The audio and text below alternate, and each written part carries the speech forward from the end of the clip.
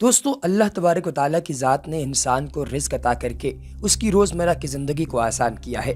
जिस तरह से हर दुनिया के इंसान को अपनी रोज़मर्रा की ज़िंदगी बड़ी एहतियात के साथ गुजारनी पड़ती है ताकि उसका नुकसान ना हो, इसी तरह से आपको बहुत सारी ऐसी चीज़ों का भी ख्याल रखना पड़ता है जिन चीज़ों से आपके रिज़्क़ में बंदिश आ सकती है। दोस्तों, हम लोग अपनी रोज़मर्रा की ज़िंदगी के अंदर कई दफ़ा ना जानते हुए कुछ ऐसी गलतियाँ कर जाते हैं जो हमारे रिज़्क़ में कमी का सबब बनती हैं। आज की इस इन्फॉर्मेटिव वीडियो में हम आपको कुछ ऐसी गलतियों के बारे में बताएंगे जो कि हम लोग रोजाना की बुनियाद पर कर लेते हैं और इनकी वजह से हमारे रिस्क के अंदर बेबरकती पैदा हो जाती है।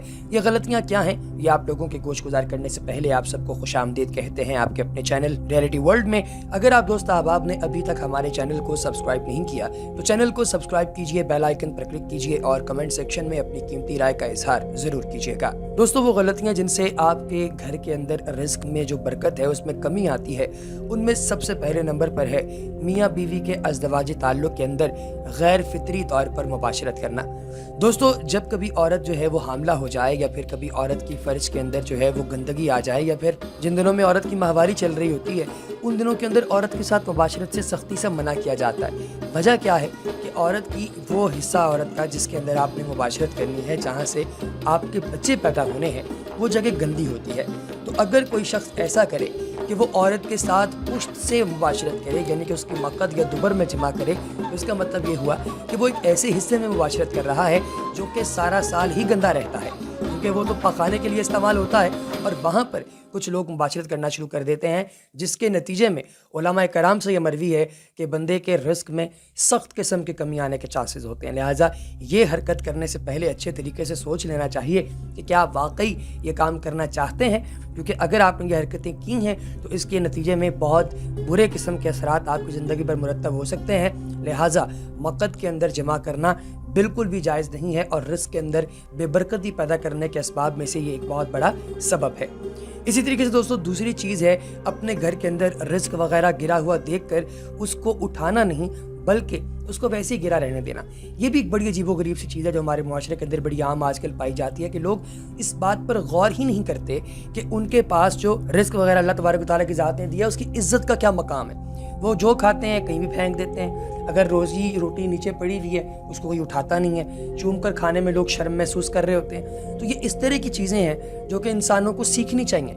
माल की बेजा मोहब्बत, जमा करने की हवस और इस पर इतराना तो बेशक बहुत बड़ी बुराई है और इस्लामी ज़िंदगी में इसका कोई जवाज़ नहीं है, लेकिन अच्छे कामों में अगर आप खर्च नहीं करते और ज़्यादा से ज़्यादा आप बुराई के अंदर खर्च करते हैं तो यकीन जानिए कि रिस्क के अंदर बेबरकती का मामला तो यहीं से शुरू हो जाता है।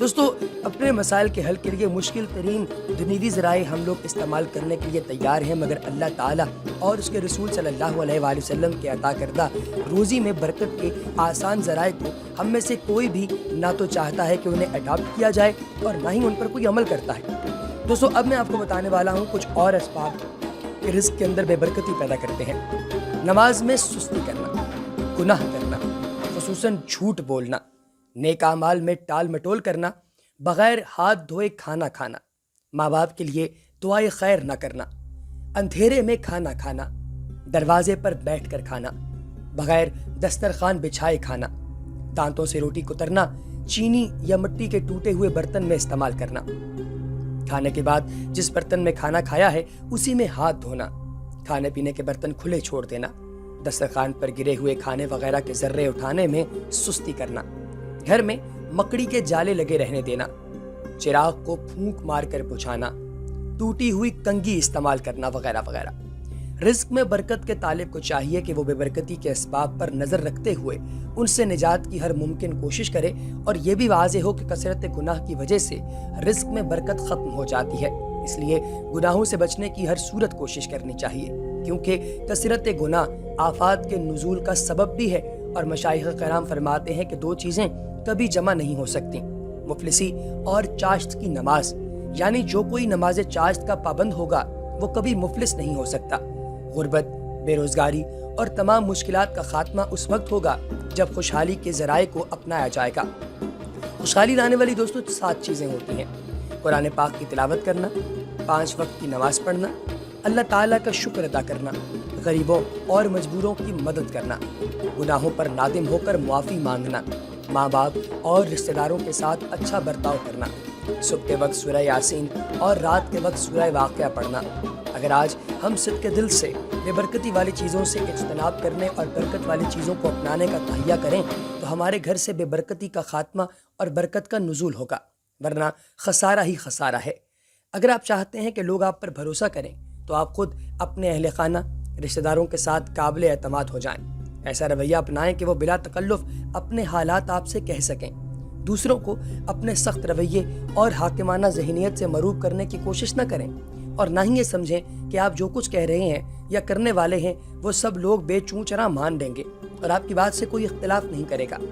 دوستو، اپنے رویے سے، اپنی گفتگو سے بیزاری اور عداوت کو ختم کریں۔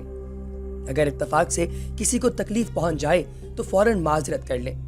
لوگوں کے مسائل کو دردمندی اور خیر خواہی سے سنیں، اچھے کاموں کی خوش دلی سے داد دیں تاکہ دوسروں کی حوصلہ افزائی ہو سکے۔ کبھی کسی کے بارے میں بری چیز نہ کریں۔ نبی پاک علیہ الصلوۃ والسلام نے ارشاد فرمایا، مجھے تلاش کرنا، تم کمزور لوگوں میں تلاش کرنا، جن لوگوں کی معاشرے میں اہمیت نہیں ہوتی، جن کی کوئی بات نہیں سنتا۔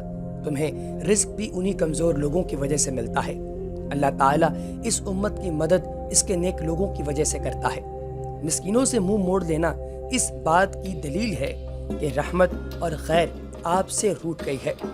عبداللہ بن عمر رضی اللہ تعالیٰ عنہ کے بارے میں کہا جاتا ہے کہ وہ اس وقت تک کھانا نہیں کھاتے تھے جب تک ان کے ساتھ کسی مسکین کو کھانا کھانے کے لیے نہ بٹھایا جاتا، وہ مضطرب ہو جاتے تھے۔ ہم بھی جس دن کسی مسکین کی مدد نہ کر سکیں یا مسکین کو نہ دیکھا ہو اور ہم بے چین ہو جائیں یا بے قرار ہو جائیں تو سمجھ لیں کہ اللہ تعالیٰ نے آپ کے اندر خیر و برکت کا عنصر پیدا کر دیا ہے۔ آج اگر آپ اپنا جائزہ لیں اور کچھ لوگوں کے ساتھ آپ یہ دیکھیں کہ آپ اگر بیٹھے ہوئے ہیں اور کاروباری ڈیل وغیرہ کر رہے ہیں اور اچانک کوئی مسکین کچھ مانگنے آ جائے تو اس وقت اپنے دل کی کیفیت دیکھا کریں۔ اگر آپ کو ناگواری محسوس ہو رہی ہے تو یہ دلیل ہے کہ آپ نے بہت ہی زیادہ برے طریقے سے اپنی زندگی گزاری ہے اور آپ نے کسی بھی طریقے سے اپنی زندگی کے اندر کوئی اچھا کام نہیں کیا۔ اور اگر آپ یہ دیکھیں کہ آپ کے دل کے اندر خیر پیدا ہو رہی ہے، کسی مانگنے والے کو دیکھ کر بزنس ڈیل کے دوران آپ اٹھ کر کھڑے ہو جاتے ہیں، اس کو کچھ دے دیتے ہیں، اس کی مدد کر دیتے ہیں، یا کم از کم برا نہیں سمجھتے، ناگواری آپ کو محسوس نہیں ہوتی، تو یقین جانیے کہ آپ نے خیر پا لی ہے۔ اسی طریقے سے دوستو، اللہ تعالیٰ کے فرمان کا مفہوم ہے کہ بر و بحر میں جو فساد آیا ہے اس کی وجہ تمہارے کرتوت ہے۔ انسان کی بدعمالیوں کی وجہ سے جب فساد آئے گا تو خیر و برکت ختم ہو جائے گی۔ دنیا میں فساد پر سزا اس لیے ہے کہ شاید انسان واپس لوٹ آئے، توبہ کر لے۔ بلا شبہ اللہ رب العزت بڑا بخشنے والا ہے۔ اگر ہمارے گناہوں کی وجہ سے ہمیں پکڑتا تو فوری ہم پر عذاب نازل کر دیتا۔ یہ تو اللہ تعالیٰ ہمیں مہلت دیتا ہے۔ زمن میں اللہ کے فرمان کا مفہوم ہے کہ اگر انسان کو اس کے گناہوں کی وجہ سے سزا دیتا تو زمین پر ایک چوپایا بھی زندہ نہ رہتا۔ برکت ختم ہونے کی دوسری وجہ کاروبار میں دھوکہ دینا ہے۔ گاڑی فروخت کرنا ہو تو وہ اصل بات نہیں بتاتے، کوئی سودا کیا جائے تو اکثر لوگ غلط بیانی کرتے ہیں، صحیح بات ہی نہیں بتاتے۔ نتیجے کے طور پر ان کی تجارت میں اللہ تعالیٰ برکت چھین لیتا ہے۔ پیسے زیادہ بھی مل گئے تو اس میں برکت نہیں ہوگی۔ تیسری چیز جھوٹ بولنے کے ساتھ جھوٹی قسم کھانا ہے۔ اسی طرح انسان کسی نکمی چیز کا صدقہ کرے تو نہ اس بندے کو برکت ملے گی اور نہ ہی اس کے مال میں برکت ہوگی۔ آج ہم استعمال شدہ اور ناکارہ چیزوں کا صدقہ کرتے ہیں۔ کوئی چیز پرانی ہو جائے تو اس کا صدقہ کرتے ہیں۔ رسول اللہ صلی اللہ علیہ وآلہ وسلم نے ایک صحابی کو کسی کے پاس صدقہ لینے کے لیے بھیجا تو اس نے ایک مریل سی اونٹنی صدقہ کر دی۔ حالانکہ دین اسلام ہمیں یہ درس دیتا ہے کہ انسان کسی بہتر چیز پر ہاتھ نہ رکھ کر، انسان کو جو سب سے بہترین چیز ہو نا وہ اسے صدقہ کرنی چاہیے۔ جب صحابی پیارے نبی پاک علیہ السلام کے پاس مریل سی صدقے کی اونٹنی لے کر آئے تو آپ صلی اللہ علیہ وسلم کا دل خراب ہوا، افسردہ ہو گیا۔ کس بندے کے پاس اتنا مال ہے اور اس نے یہ نکمی سی اور کمزور سی اونٹنی دے دی؟ آپ صلی اللہ علیہ وآلہ وسلم کے منہ سے نکلا کہ یا اللہ اس بندے کو بھی برکت نہ دے اور اس کے اونٹوں میں بھی برکت نہ دے۔ محدثین نے لکھا ہے کہ یہ بد دعا قیامت تک کے لوگوں کے لیے ہے جو کوئی نکمی چیز صدقہ کرتے ہیں۔ جب انسان کو علم ہوا کہ رسول اللہ صلی اللہ علیہ وآلہ وسلم ناراض ہو گئے ہیں تو وہ اللہ تعالیٰ کے رسول صلی اللہ علیہ وآلہ وسلم کے پاس آیا اور اللہ سے معافی مانگی کہ یا اللہ غلطی ہو گئی، اور پھر بڑی خوبصورت اونٹنی لے کر آیا جس پر اللہ کے رسول صلی اللہ علیہ وآلہ وسلم نے اس کے مال میں برکت کی دعا کی۔ اسی طرح بارش بھی اللہ تعالیٰ کی طرف سے برکت ہے۔ لوگ جب اپنے مالوں سے زکوٰۃ دینا بند کر دیں گے تو اللہ تعالیٰ آسمانوں سے رحمتیں، برکتیں اور بارشیں نازل کرنا بند کر دیں گے۔ ایک بڑی وجہ ناپ تول میں کمی کرنا بھی ہے۔ اس گناہ کے مرتکب افراد بھی برکت سے محروم رہتے ہیں۔ اللہ تعالی ہم سب کو بہتر زندگی گزارنے کی توفیق عطا فرمائے۔